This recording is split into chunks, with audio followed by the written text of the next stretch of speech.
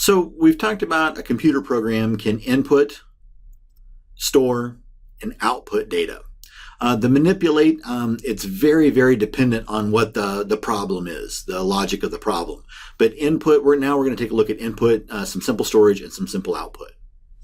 So we're going to get our Visual Basic Editor open with Alt F11. And when that's open, we're going to stick a new module in there. Give that module a name. And we're going to create our subroutine. And all of these, in reality, would be much more descriptive than what we've got going here. We're just using this quickly for examples. So we know we're going to need to store a little bit of data to use it later. We're going to want some variables. We've talked about variables in class, but they're little storage areas in the computer memory that we create and that are completely configurable by us. So we're going to declare that variable with a dim statement, which is from the old school programming of dimension, but we're interpreting it as declare. And then we need to use the variable name. We need to give the variable a name. It's anything that's meaningful to us. There are some reserved names, like we couldn't use sheet or workbook or worksheet or a few different things like that. But for the most part, they need to make sense to our problem that we're trying to solve. So this student obviously relates to the student name over here, or the student number. We need to declare it as a data type. And we have several different data types that we can look at. We have several different data types, but there's some that are more common than others. For us, we're going to be using integer a lot. And an integer holds a number that's between negative 32,000 and positive 32,000. If our number is going to be bigger than that, it's not going to fit in our integer data type. We're going to have to use something different. So we could use a long. And a long is between negative 2 billion and positive 2 billion. Notice neither of those have decimal places. So if the number is bigger than that, or if the number needs decimal places, we might have to use a single. And a single is a very large number with a lot of decimal places.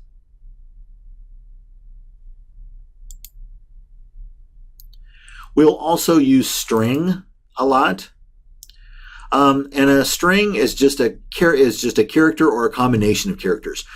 So if you can't do math on them, you can't do any detailed manipulation. They just kind of are what they are.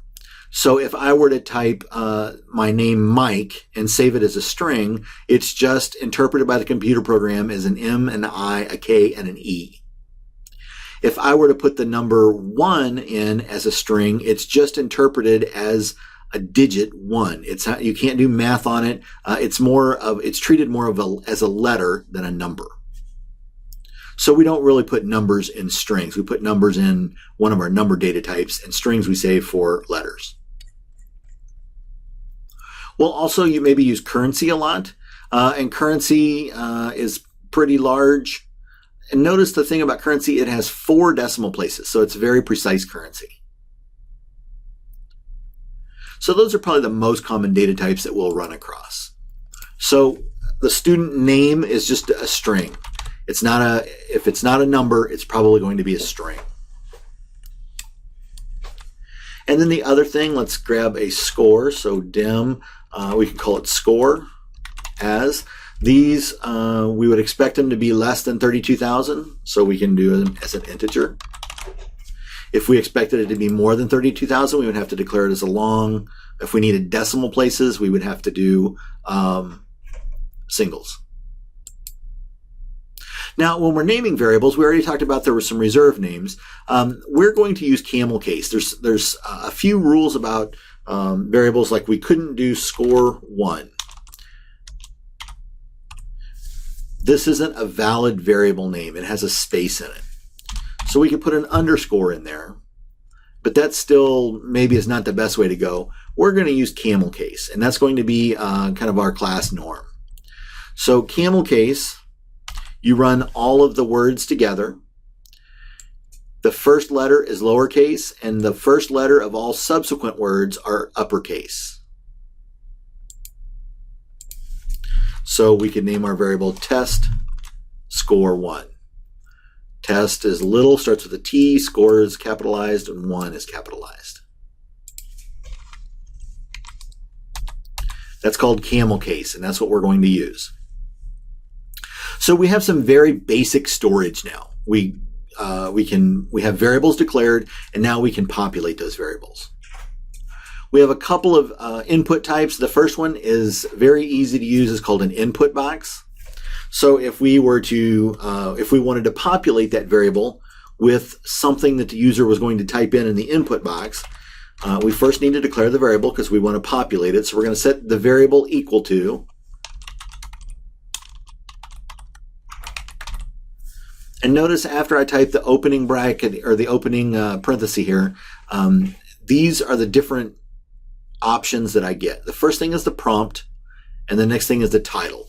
Then I can also set the default positions, and I can put a default in there, things like that. We're probably not going to use those. We're probably going to just use prompt and maybe title. So prompt needs to go in as a string, so it's going to be an open quote. Please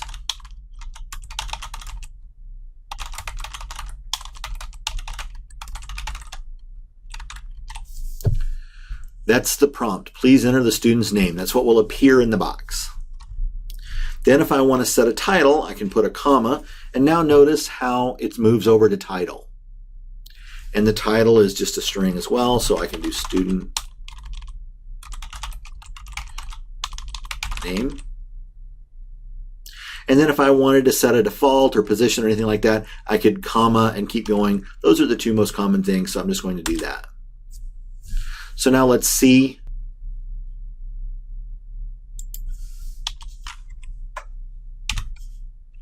what this looks like.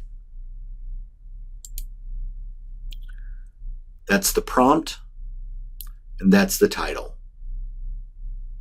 And now if I were to type the name in there, I'm assuming the name is getting stored here in my variable. I have a couple of ways to check it.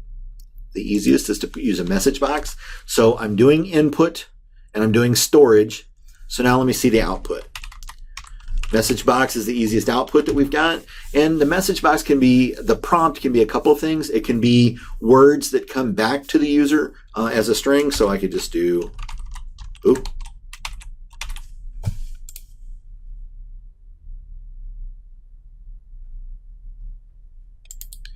And if I were to do that, the input is firing, it's storing it, and then the message box is just returning the prompt that I typed in there, boo. If I want to use the variable, I have to take the quotes off, because when it's in quotes, it's interpreted as a string, and it will literally just give that back. But I want to use the variable. So message box, student. So the variable is declared, the variable is populated, the variable is output, is returned.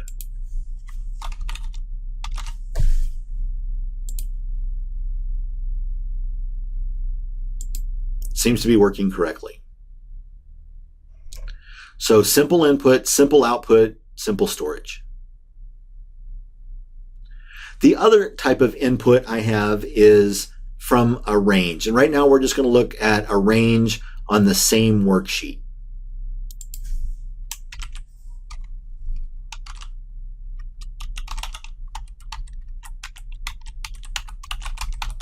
The value property. So I've declared the student variable. I want to populate that student variable with whatever range A2.value property is. In this case, I would expect it to say student 1, and then output, I'm just going to give it back through a message box. So my input is now a range. My output can also be a range. So I'm going to pick A14 because there's nothing in A14 right now. So A14 value is equal to whatever is in the variable student. So I've declared the variable, I'm populating it with student 1, and then I am going to output it into range A14, which would be down here, whatever is in that variable. Again, I would expect it to be student 1. Very simple output. So we've looked at declaring variables for storage and doing input through input boxes or range values, and doing output through message boxes or outputting them into a range value.